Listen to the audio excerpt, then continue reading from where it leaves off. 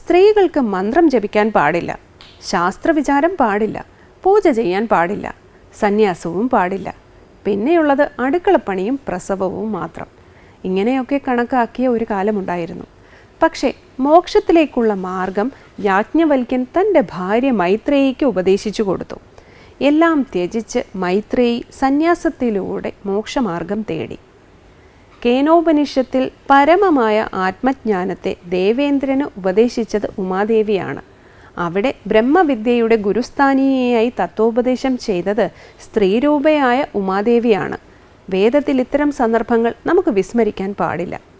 ബ്രഹ്മവാദിനികളെയും ധർമ്മചാരിണിമാരെയും നമുക്ക് ശ്രുതിസ്മൃതികളിൽ കാണാൻ കഴിയും. വിദ്യയുടെയും ഐശ്വര്യത്തിൻ്റെയും കരുത്തിൻ്റെയും അധിദേവതകൾ സ്ത്രീഭാവത്തിലാണ് ആരാധിക്കപ്പെടുന്നത്. വേദത്തിൽ മന്ത്രദ്രഷ്ടാക്കളായ ഋഷിമാരുടെ കൂടെ എത്രയോ ഋഷികകളുണ്ട്. എന്നാൽ പിന്നീട് ചില സ്മൃതികളിലൂടെ കടന്നു വന്നപ്പോഴാണ് സ്ത്രീക്ക് വിലക്ക് വന്നത്.